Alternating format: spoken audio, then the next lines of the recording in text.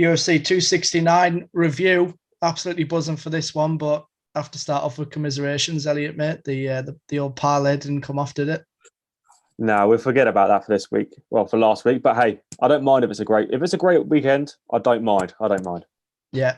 One thing I will give you credit for, Amanda Nunes fight, I said to you last week, do you not just want to prop that up a little bit for a bit more free money on the parlay? And you said, nah, it's not worth it. And that almost paid off. But, some other fighters let you down, which we don't need to go into. But, No. but good stuff. Let's jump straight into it because we could probably talk about this card for about a week straight. Possibly, I don't know, possibly the best card of the year, definitely up there. Yeah. 268 was pretty good. There's been some good ones, but up there, great card. Let's jump into it. So first fight on the main card, Sugar Sean O'Malley. We spoke about it last week. You said, is this guy the real deal? Tolian Piver, a good test for him, which we all felt it was. I think we're in agreement a bit on that one where we said, look, we think it's a good test for him. He'll probably have a bit more back than he usually would, but get it done ultimately. But I think he probably got it done easier and more impressive than certainly I imagine. Not sure about you. What did you think of the performance? Yeah, I thought, okay, it's going to be another kind of, not novelty of Sean O'Malley, like, oh, we're just going to see him knock someone out. But no, he's looking better and better each time. Like, I'm sure you agree. We didn't see any like silly like techniques. It was literally just deadly. He went straight for it, no messing around, which is really impressive. Yeah. I thought he might have had some trouble at first. You could see the difference straight away in opponent. Piver was moving around a lot more, had good movement, and he was keeping himself out of trouble. And I thought, okay, I can see this one going the distance, actually. I think Sugar will probably maybe just, pick him apart a little bit, but not quite land the big shots that he usually does because Piver was, you could tell he was a bit more savvy in there, but then he just started landing the bombs and closed the show so well. He really has got that killer instinct, which you don't always see from the low weight classes. But when he's got you hurt, he knows it and he just swarms you with them long limbs, and it's hard to counter him.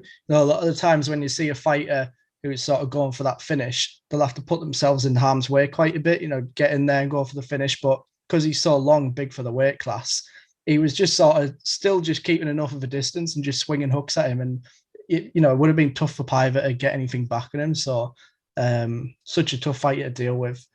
What do you think's next for him then? He's ranked 13th now. He's got his podcast, and he said on the podcast, serious business now. He said, I'm not interested in partying of these things. It's only big fights from here. So I think he sort of dropped that shtick of having the unranked fighters and the things like that a little bit. I think he's saying, right, the only way is up now.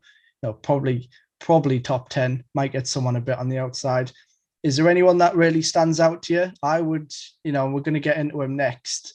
Probably might not agree. I would still like to see him fight Cody Garbrandt. Why not? But, what do you think?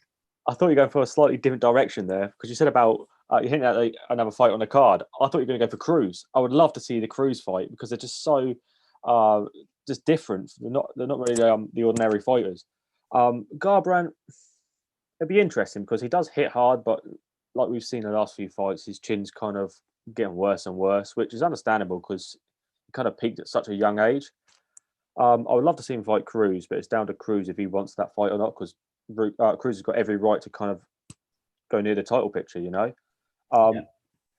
But if for a fan's perspective, I'd like to see Cruz, if not him, to try and go for some kind of like late kind of like notice fights, trying to fill in for like a bigger name. But I can't see it happening because he must cut a lot of weight.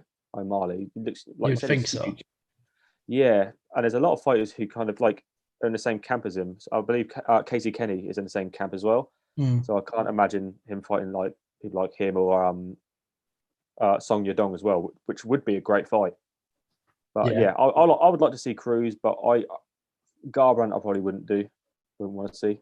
Yeah, fair enough. Yeah, I think the Garbrandt one more from the perspective of, while they're building his name up, I think that's a really good name who you'd probably fancy him to knock out at this stage. And if you're going off his UFC hype machine, he's not just hype, but the UFC are definitely behind him and pushing him. I just feel like from their perspective, they might think, before Garbrandt's sort of gone, let's get that fight in. They've already built it up a bit at the press conference, squaring off and back and forth. It looks like he's primed for KOs at the minute. It'd be an easy sell sort of thing in terms of getting another highlight reel. But yeah, I think Cruz. Love that fight, but I just think not yet. I think as you sort of mentioned, from Cruz's perspective, he's on a pretty good streak. I think they said that he's not lost a non-title fight in. Sorry, it was the only fights he'd lost as title fights in the last however many years. He'd not lost a non-title fight in so long. So I feel like he's still on a good run. I'd like to see Cruz versus Aldo maybe for him, but we'll get getting off topic a little bit. There's so many good fights at bantamweight. So my answer is I don't know. I don't know who I want Sugar to fight, but good options. He only wears up now, and assuming he wins the next one, you look at that sort of top 5 and around that. Some huge fights there. So looking forward to that. Let's move on then. We sort of touched him a little bit, and obviously we're going to have to talk about his opponent more, and we'll talk about him. But Cody Garbrandt come up short again. This one, might be one of the worst ones yet because it was actually pretty quick. First round. Let's start with Cody. Where does he go from here? That's the hard one. That's the hard question, because it's easy to kind of say Bellator, and it's really unfortunate to say because on his day he's a fantastic fighter. But what's it now? Is it 5-1 in his last 6? It's 1-5. Kind of sorry. Yeah. It's getting kind of hard to defend him, because now he's gone down to another weight class. What's next? He's going to go up. What can we do? Maybe his next fight, whoever it is kind of his make or break. If we're going to give him the next one, well, if the UFC is, but I would love to see him come back and you kind of roll back the years like he did against Cruz. Yeah, I think he just needs a massive step back. It's I feel like Kara France was a little bit of a step back, to be fair. Nothing against Kai. He's a really good fighter and he's fought some of the top guys like Brandon Royval and things. But I did feel like that was maybe a good bit of a step back that he needed. Obviously, that went the way that it did. So, he needs to be looking at someone who's probably not even ranked at this stage, to be honest, just to see if he can get a win and start building off that, a bit of momentum. But at this point, you just wonder, mentally, how is he going to bounce back from this sort of thing? So, yeah, tough one for Cody. But, Kara France, what a fighter he is, not just skill wise, but I mean, he's got to be one of the most exciting fighters on the roster, easily in the division, top 3. He just loves a scrap. How he spoke quite a bit after that fight about wanting the title shot, and he said that next year he's going to get the shot. Do you think he's there yet, or do you think maybe 1 or 2 more fights for him? Well, it depends on how the title picture goes, because once Moreno or Figueiredo win, who are they going to fight next? They're not going to do another fight. So realistically, maybe it's there for him. Like, he could just step back and not risk it. But that's the thing with flyweights. There's not a load of choices there. Mm-hmm. Yeah, no, I agree. I think the story before the card was it's there for the taking for Cody. Get this win, and then the title shot's waiting for you after the trilogy's concluded. But Kai wins. There's no reason why he can't just slot into that position, especially with a first round knockout like that. What else can you do? So yeah, I think you're right. I think he could slot in there. Moving on, then we spoke about this one quite a bit last week because there was obviously a bit of drama around Jeff Neal, who had some issues building up to the fight. So that sort of put us off Jeff Neal a little bit, thinking, where's his head at and how's he going to come into this fight? I might have a different opinion to you on this fight. What did you think, just in terms of how the fight went and what you thought of both guys? I just thought he got the job done. Neal got the job done. I thought Ponzinibbio kind of got into it a little bit more towards the end, where he became a little bit more aggressive, if I remember. But he didn't do enough. That's what it is. He's got Jeff Neal got the job done. It's not pretty. It's not. It's kind of a victim of his of the whole card, of how good the whole card is. So his win doesn't really mean much in terms of the fans' perspective, but in terms of the rankings, I'm sure it'll do a little bit. Yeah, it's definitely a good win. It's his first ranked win, so good to get that on the board. But went down as a split decision. It was pretty close. I was a little bit disappointed in both guys, to be honest. I thought I thought Ponzinibbio looked a little bit sloppy, and I thought Jeff Neal having the sort of being quite keen on his crisp striking, he should have probably fancied his chances to take advantage of how sloppy Ponzinibbio looked in that fight, but just neither of them really quite put the foot on the gas. Yeah, a little bit disappointing, but like you say, it was such a good card. It probably makes it look worse. I think if you put that on a normal card, it's probably a pretty solid fight. So yeah, I mean, you got any thoughts for what's next for Jeff Neal yet, or you just think that win doesn't mean too much? Just keep moving up the rankings a little bit and crack on. Yeah, just find another ranked opponent and just climb that ladder. Khamzat Chimaev? I don't think anyone matches up well against him. I know. So surprised that he didn't call out Chimaev afterwards. I thought everyone wanted to fight him. But right. Let's get on to this one. I don't even know what question to ask you first, but Amanda Nunes, Juliana Pena. We joked a little bit. We got the WhatsApp group with some of the lads from the team, and I think it was either yourself or Ross that said beforehand, we're assuming that nobody's picking Pena tonight, and we said no. No shame there. I think everybody else is in the same boat. Where do we start? First of all, what was your reaction to that fight going down in the second round? Oh, that second round, it was crazy. Like, I'm still watching like repeats now because someone's so dominant like Nunes. It sounds a bit extreme, but she's the closest female athlete we have to Mike Tyson. It sounds crazy, but you're not watching it because you're thinking, oh, it's a technical fight. You're watching her destroy someone. You're picking what round. And then you saw the first round, and I'm sure you're the same. You thought, oh, here we go. Yeah. Another dominant display. And then when we saw the kind of the stand-up kind of battle, you're thinking, okay, Nunes is getting rocked. She's getting rocked. I still can't believe it. I still can't believe it. And Pena said that she's going to do all this, that she's going to stand up with kind of go forward against Nunes. And no one's really ever done that, which makes it more exciting. Now, hopefully, it has another effect on these other fighters who want to kind of defy the odds, and would really put it onto the champs. But yeah, maybe that's 1 in a million because nobody expected that. And do you see the one betting guy who put like 300,000 on Nunes? Yeah, he's he'll now be divorced, and I mean, yeah, he's fucked it up pretty badly. But yeah, I mean, I'm going to try and make us sound a bit good and make us sound like we know what we're on about. Obviously, we were picking Amanda Nunes, but we did say last week that a lot of the times when challengers come into these fights, they're already sort of beaten. They're already mentally beaten. We've seen it so many times with Anderson Silva and all these guys. And we said, to be fair, Juliana Pena is not that person. She's really up for this. She's going to at least bring it. Not saying that we predicted the fight or anything, but you always know that there's a different element to somebody who's really game for the fight. And yeah, it was just crazy to see. And it was, Nunes just seemed to wilt so quickly. I don't know what your thoughts were on Nunes. Obviously, she didn't look right, but I think when you're so dominant for that long, and who could she really have to train with? I'm not sure if she trains with all the men at American Top Team. But I'm not sure how that works. Whether she trains with all the men or if she trains with the women. But I'm wondering how hard she could be getting pushed. She's just breezing through all these fights.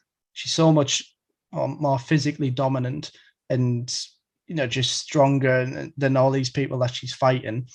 I think she's had it so easy, and then she's come up against this adversity, and she just seemed to be in shock almost. It was like she's taking the punches, she just wasn't reacting properly to them, and then she just sort of gassed. She's just done. Like there was that. It got to a point where she took a few punches, and it was like you just knew that there was almost sort of no coming back from it. She was just wilting, and then when Juliana just suplexed her onto the ground, it was just like, this is just ridiculous. Like, but never in a million years in a first round, like a fresh Nunes, would she get taken down like that, against Pena. As good as Juliana Pena is, we've seen in the first round, the difference in strength. She was just absolutely exhausted. So, I mean, when it comes to the rematch, are you still fully confident that Nunes does what Nunes does? Yeah, you can't go against Nunes after one fight, especially the way she's been fighting. I Yeah. think Nunes takes the rematch, and maybe they'll do a third. It's what's needed in the bantamweight rankings. Nunes needs this rival apart from Shevchenko, who's kind of so dominant in the other division. So it's nice to see just someone giving Nunes a bit of trouble. Yeah.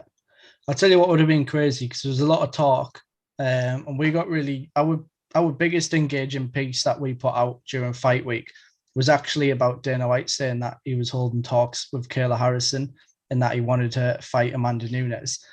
Could you imagine if Kayla Harrison came in and was the first to do that against Nunes? The hype that had come in behind her. You know, she's the judo champion, gold medalist, undefeated in MMA, comes into the UFC, and she was the person to do that. And Nunes, like, that could have been a bit of a missed opportunity of sort of catching Nunes out, and the amount of hype she would have got. But Juliana's the first to do it, so fair play to her. So I guess there's nothing else to say for what's next. You know, it's pretty clear. Do the rematch, see what happens after that, and like you say, do the trilogy. On to the next one, I guess. It's I don't know what to say about it. It's just crazy. I'd like to see Nunes, if she wins the next fight, to call out Harrison. If that's the case, if Harrison signs, imagine Nunes calling her out after she beats. If she knocks out Pena in the rematch, now I think that kind of stabilizes the hype again.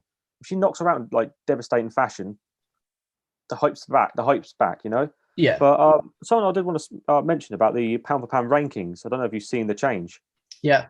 So now it's Shevchenko number 1, Rose number 2, Nunes 3rd, Pena 4th. Rose above Nunes to me is crazy. As great as Rose is, always fun to watch. Nunes for me is pound for pound the best still. Yeah. I'd like to see. What do you think about that?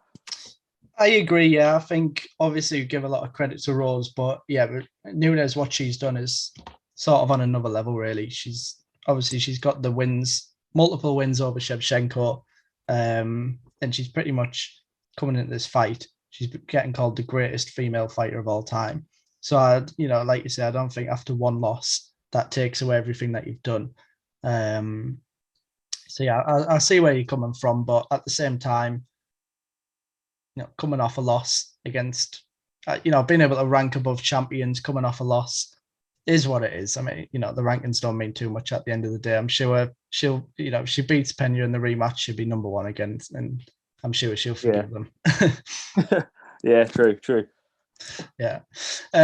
Main event then. So, no, pretty much everyone I spoke to was picking Poirier, and it wasn't really like disrespectful towards Oliveira. No, I think everybody knows at this point and before this fight how good he is, and definitely a legitimate champion and things. But I think everybody just favoured Poirier. They just thought, he's so good. He's on such a run.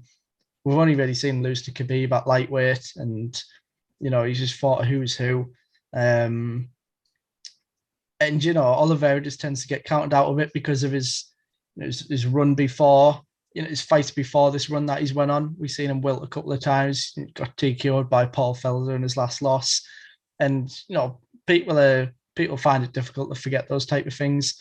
So were you surprised at how the fight went down, after it ended? Were you in shock, or did you think, not a huge surprise?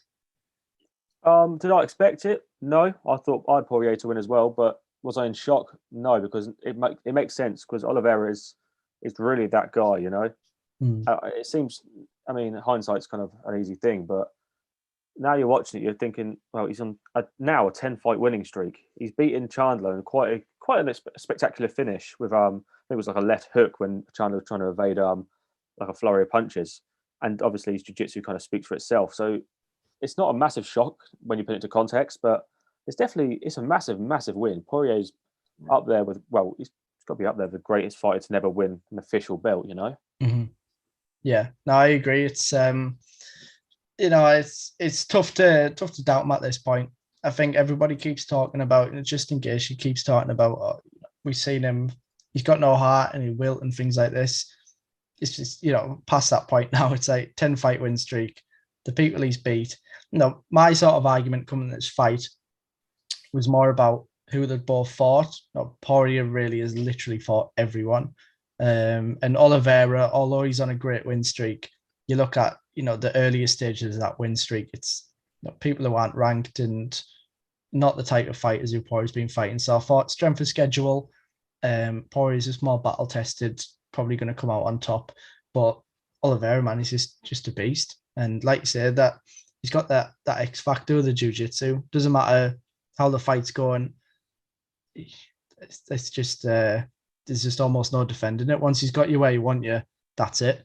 So yeah, I thought, a little bit disappointing in Poirier because he talked about before the fight that he was going to learn from the Khabib loss and not rush. When he gets in a bad position, he's not going to rush. He's going to play it out. And we've seen that in the second round. He just kind of accepted the position.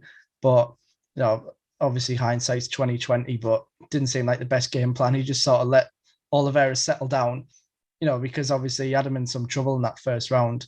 He let Oliveira just sort of get his composure, settle down. And then he was obviously feeling loose after that because straight away in the third round, just comes out, takes his back and chokes him out. So sort of backfired that plan a little bit, I think. And Poirier's corner said it as well after round 2. They said, fair enough, not risking anything, but you need to make him work harder than that.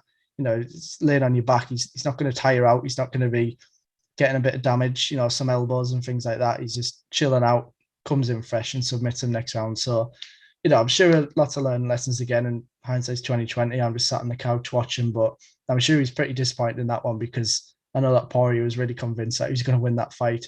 That was a pretty good opportunity for him to get the belt. So it's a bit disappointing. Next for Charles Oliveira, I think we're probably going to be in agreement. Justin Gaethje. Yeah, 100%. Pretty straightforward. Predictions for that one? Oliveira finish, submission probably. I'm not going against Oliveira anymore. And I think after Gaethje, I'm going to say it now. I think he beats Makhachev. I know it's crazy. I think everyone's on Makhachev's like Khabib 2.0, but I can't go against Oliveira anymore.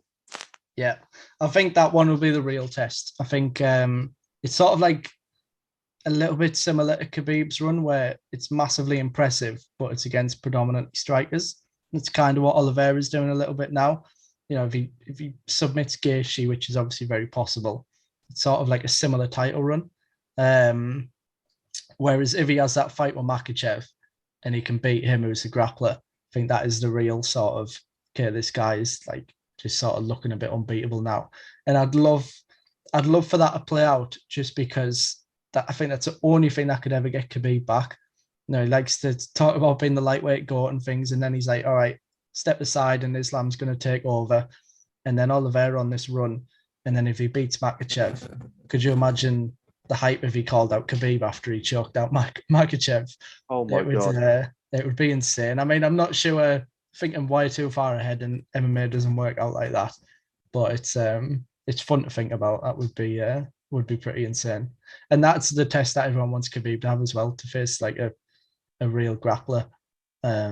So that would be pretty fun.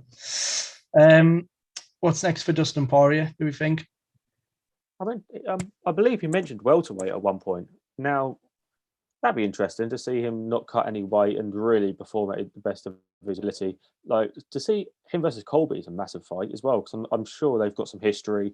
I think I've seen a bit online about Colby saying stuff about his wife and son or daughter before. So welterweight's definitely an option. And I mean, it's Dustin Poirier. He can beat one or two more fighters and be up near that title picture again. Yeah, I think I said this after the fight to someone. Everything sort of happens for a reason. And although Poirier's going to be good that he didn't win that belt, I think he's got more options not being the champion than he would have been the champion. If he was champion now, great, got the belt. Who's next? It's a rematch of Justin Gaethje, who he's already beat. Not being champion, he's always got that Conor fight there, which is the biggest money fight in the sport. He could probably fight Nate Diaz, which is probably the second biggest money fight in the sport. He could also go fight Kobe, which is probably top 5 for him in terms of money fights. I think he's got a lot of options. He's in a great position now. With those wins over Conor and things and everything that he's done, he's one of the biggest names in the sport now. And he can go between lightweight and welterweight. I think, going to be good that he didn't get the belt, but he might have more options than anyone else in the UFC, really. Maybe like other than Conor. But yeah, I think, the world's his oyster. It's going to work out for him. Might never get a belt, but he's going to make a hell of a lot of money. So I'm sure he'll be all right. Um, that wraps up UFC 269 for now. Then I'm going to quickly jump into this weekend's card. Not the most stacked card, but we can't expect it to be after the pay-per-view that we had. But definitely some fun matchups. Let's go with the main and co-main, and then we'll maybe pick out one of a fight that we're looking forward to. But we'll just sort of jump into this one. So, main event: Derek Lewis against Chris Daukaus. Obviously, Derek Lewis's first fight since losing his interim title shot to Cyril Gane, which I think it's fair to say was a very disappointing performance. How do you sort of rate Derek Lewis at this point? He's on a pretty good run, and then he had that fight. What do you think about him, and what do you think about how this fight might go down? I think Lewis is quite limited in terms of fight, because it's heavyweight. It's kind of quite rare you see a heavyweight contender, but against someone like Chris Daukaus, where he's not going to have the speed.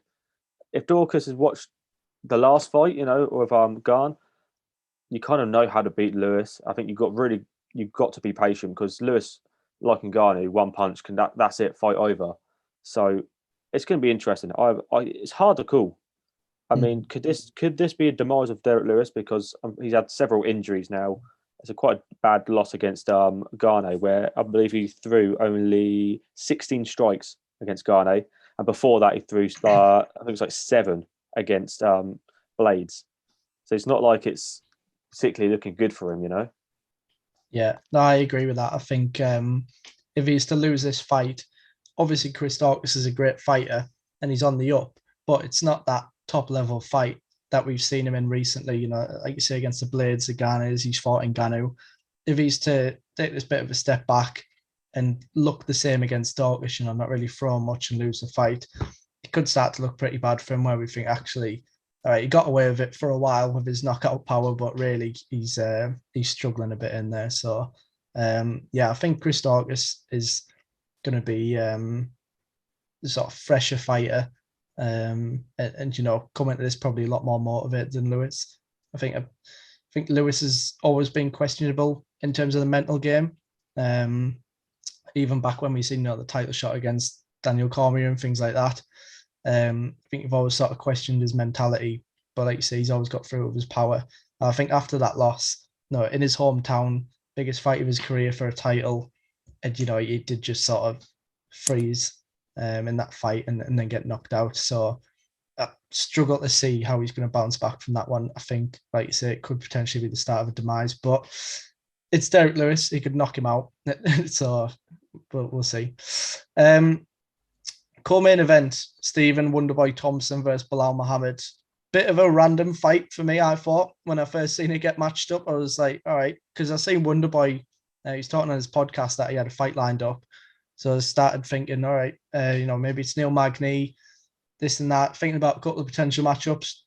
For some reason, Bilal Muhammad just didn't cross my mind, even though it actually makes sense in terms of like the rankings and things. No, Bilal just, he gets forgotten about a little bit, unfortunately. He gets a little bit overlooked. What do you think about this matchup? Do you think it makes sense, and are you looking forward to it? Yeah, I think it makes sense in terms of not necessarily the rankings, because Bilal's 10 and Wonderboy's 5, but in terms of stylistically and kind of the fashion, Wonderboy lost his last loss, and I think Bilal beat Damian Maia recently, and before that it was a no contest against Leon Edwards. So it kind of makes sense. They're a bit ragged in terms of their recent form. Yeah, like you said though, random. I just didn't expect it. I'm so used to Wonderboy fighting these other like complex strikers, where Bilal Muhammad's kind of this all-round kind of fighter. So yeah, completely out of the blue. Yeah. What were you thinking for then? For this matchup, how do you think it's going to go down? I think Bilal would probably be stupid not to try and grapple Wonderboy. Even without Wonderboy's last fight, you don't want to stand with Wonderboy. Just to get a hold of him. But yeah, we did see in his last fight, Gilbert Burns. It wasn't a fun fight, but he did what he needed to do. He got hold of him, didn't let him go, and got the win. Do we think that's probably going to be the story of the fight? Bilal trying to get Wonderboy down and Wonderboy trying to get some kicks off on him? You'd hope so for Bilal Muhammad. Maybe against the fence, try and clinch him and things like that. I mean, it kind of reminds me of the Leon Edwards fight again, because that was mostly standing, and Edwards kind of picked him apart, which you Mm, don't want to kind of see that again. Hopefully, he's learned from that. I mean, he knows a lot more than I do, yeah. but you would expect Bilal to, yeah, you expect him to take him down, and Wonder Boy to try and keep it standing. You that's the only way you kind of see this fight, I think. Yeah, 100%. And big fight waiting for the winner. It's not got as absolutely buzzing, but it is a big fight, really, in terms of implications. Like you said, 5 versus 10th, huge fight for Bilal. Biggest fight of his career. We'll ignore Leon Edwards' fight because of how that one ended, but no, huge opportunity for him to break the top five. And with Wonder Boy, he's only got so many more chances before he can potentially get another shot at the title. So these are fights that he just can't afford to lose. Otherwise, he'd just be out of touching distance for it. So it is a big fight. Looking forward to it. Is there any other fight on the cards that you're watching out for? Anyone that you're looking forward to? I mean, Angela Hill, I'm a massive Angela Hill fan. If she ever fights, you just know it's going to be kind of like a stand-up fun war. So Angela Hill all the time. And Gamrot fighting again is always fun. Yeah, 100%. Yeah, I was going to go for Gamrot. And, don't forget about his opponent as well, Carlos Diego Ferreira. He's a beast. I believe his last fight was the loss to Beneil Dariush, unless he's fought again. And I'm not doing my research. But last time I remember him fighting was a decision loss to Beneil Dariush. I'll find out for you right you're just now. going to fact check me. He had a fight since then, Gregor Gillespie. Oh, of course, yeah. Yeah. That was so a little bit of a disappointing run for Carlos Diego Ferreira then. So yeah, they're not the worst people to lose to. They're two fantastic fighters. Yeah, 100%. But it sort of felt like, I think the Beneil fight was a split decision, even though it probably shouldn't have been. But it's like, all right, if that went the other way, could have, we know where Beneil is now. I think he's ranked third and he's fighting Islam Makhachev. So he was right there. So, it's going to be disappointing to lose a couple in a row. And now he's got this up and coming beast. So that's a fun one. Lightweight division's always fun. Just because you can't help but think about what could be next for these guys that win in that division, because there's just so many options.